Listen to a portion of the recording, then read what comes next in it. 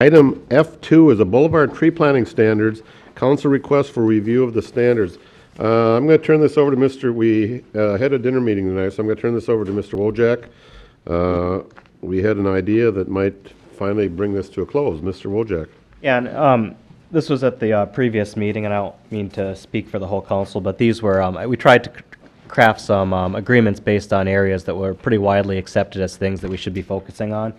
And you know, first of all, where we are today is that we essentially have a 35-foot standard applied for street trees everywhere. Within a residential district, it's stated at 50, but because of the number of items that are in the right-of-way area, it works out to be about 35, and staff has verified that with a couple of developments that they looked at.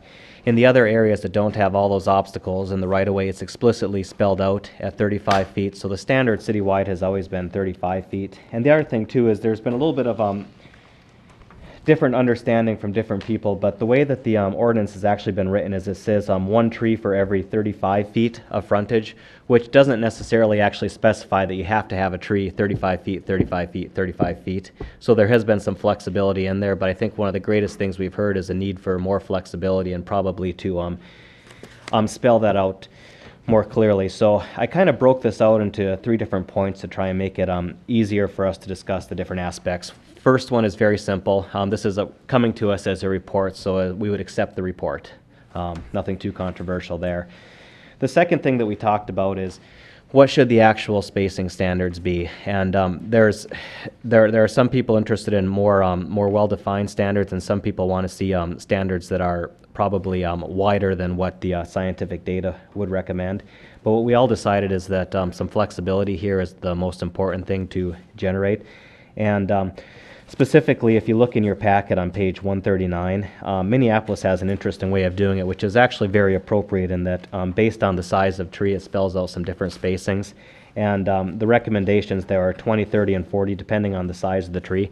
So you could actually have trees more spread out. Granted, they were bigger trees. If you were doing like snow crabs or something that are closer together, it makes sense that you'd have to have them closer together.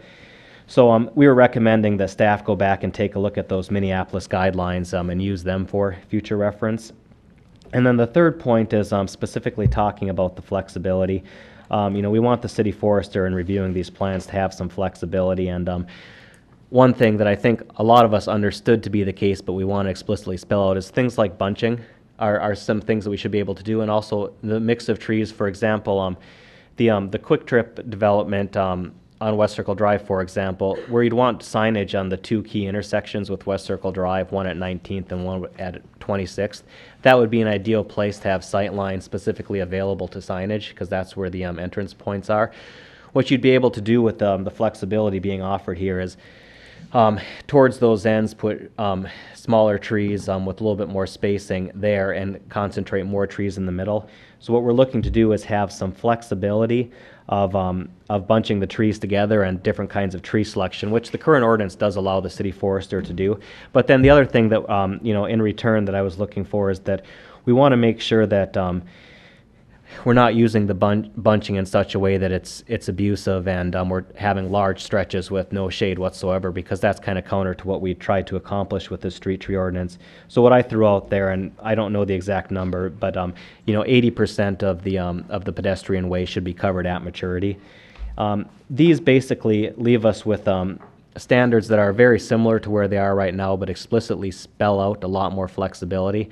And as we don't have language in front of us today, we're not acting on specific language, but this would give some guidelines for staff to take a look at, for them to operate on under the current time. And then if we want to bring back some additional language specifically dealing with that, we could do that through the public process at that point. So I know not everyone was at the end of the table that happened to be discussing this, but I think that I'm going under the operation that when President Hansen and I can get together, the world is at equilibrium, and hopefully we can. That's something.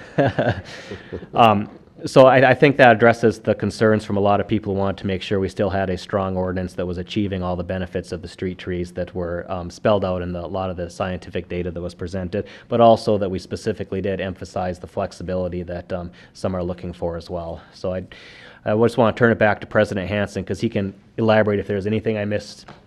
or misspoke. Well, I think what we kind of looked at, there's a lot of confusion out there when a plan comes forward and we need an adjustment of some kind to the plan itself.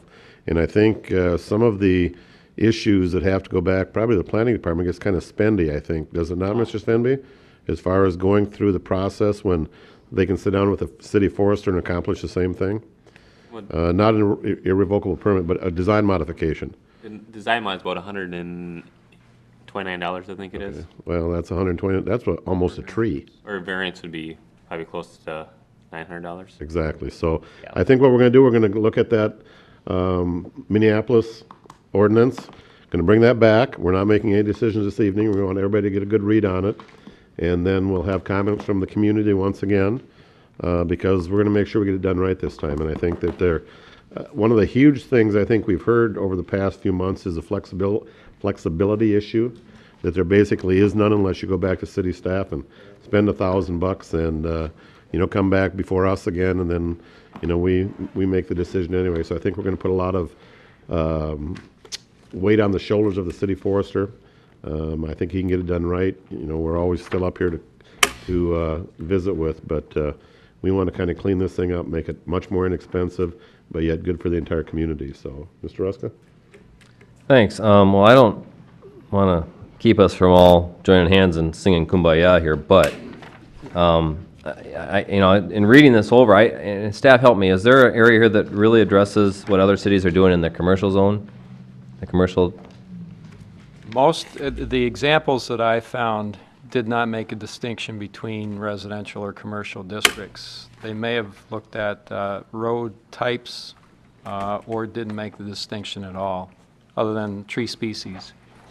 So there's no other commercial, there's no other city that addresses the difference, variation between residential and commercial? Well, as I mentioned, I didn't do an extensive search of other cities' requirements, so I can't say that there isn't one out there. Because that would that do was that. kind of the whole idea of this in my eyes, was to, we've heard from, we're fine, we worked out the residential development. I'd like to still see that at 50 feet, but I understand that we've agreed to 35 on it, or at least voted for that.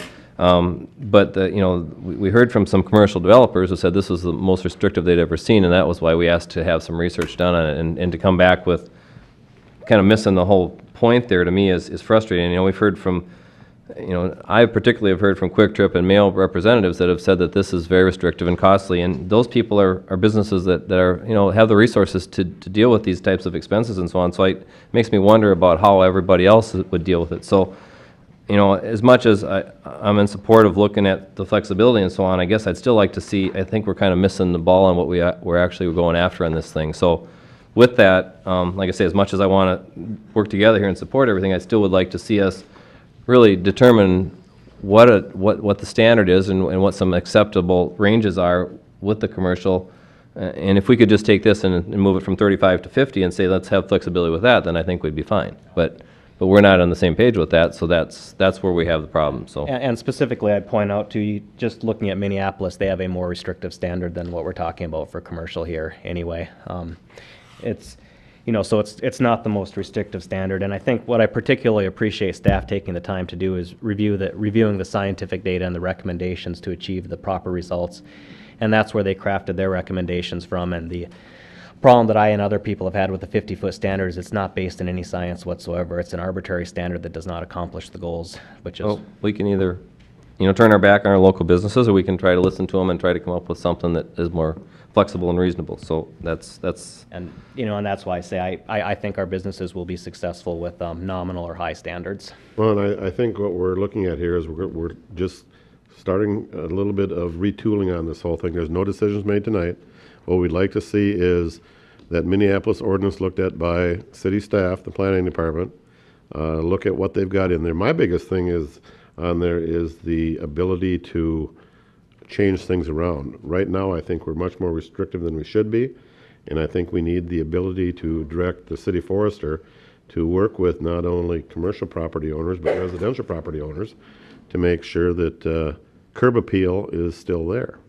And I think we have to start someplace again, and I think by looking at the Minneapolis ordinance, which it'll be our own ordinance at the end of the day, so we can look at what they've got and then we can hammer out some of the differences, but that'll give the Rochester area builders, it'll give the city forester, it'll give planning some basis to work off, because we've had a lot of conversation over the last number of months and years, and we're getting close, but we're not there yet. So let's give it an opportunity to look at this next ordinance and see where it goes. Mr. Harford, did you have a comment?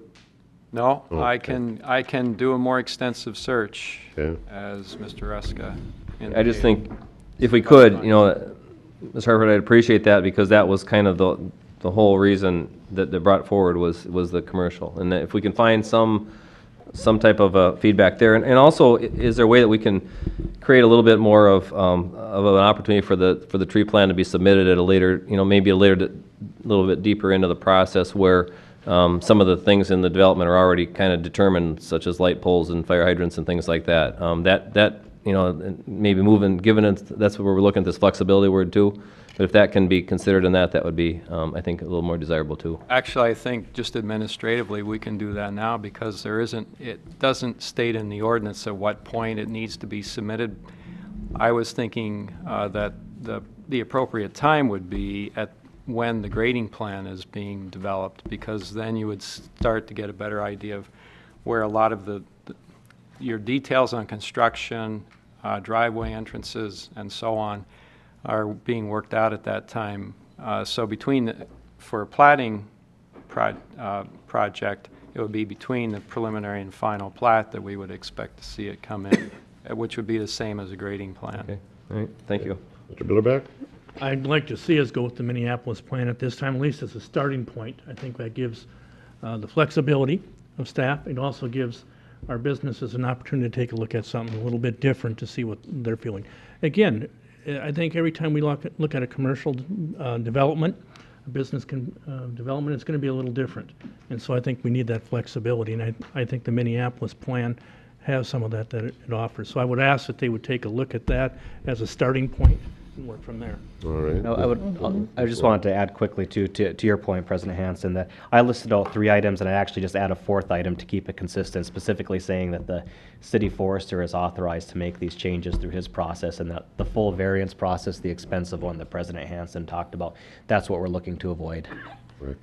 So if you could pull that, Mr. Harford, and review it with the city forester.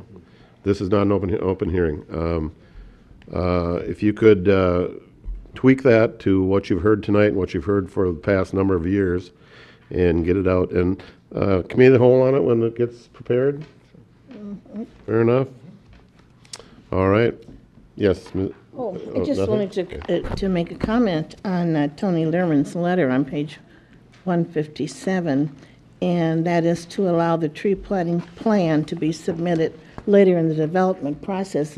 As I understand it, that is already in existence, so we don't need to highlight that specifically. Okay. And, you know, we talk a lot about spacing and commercial, but, you know, there's so many other benefits to having trees. It's not only aesthetically pleasing to have them, but there are many other benefits, including improved air quality, you know, more opportunities for groundwater runoff and so forth. So I think this is a good deal. All right, we're moving once again. All right, thank you all. Item F